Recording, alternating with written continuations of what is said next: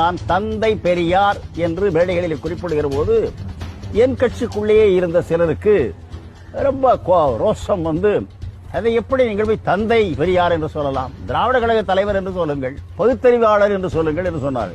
இப்பொழுது தொட்டில் திட்டம் என்று அரசாங்கம் போட்டிருக்கிறது என்று எல்லோரும் நம்ம பாராட்டுகிறோம். பலரும் பல மாநிலங்களிலும் கூட செல்கிறார். ஆனால் கழகத்தை சேர்த்து தன் சொத்து, தன் பாரம்பரிய சொத்தையும் சேர்த்து பெற்ற தாய் தந்தையரால் தூக்கி எறியப்பட்ட குழந்தைகளை தத்து எடுத்து திருச்சியிலே அவர்களுக்கு என்று ஒரு தனி பள்ளிக்கூடத்தை தொடங்கினார்.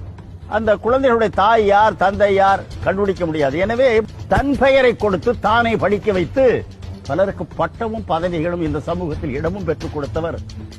அவரை தந்தை என்று அழைக்காமல் அது ஏதோ அரசியல் விமர்சனம் போல பேச முடியுமா?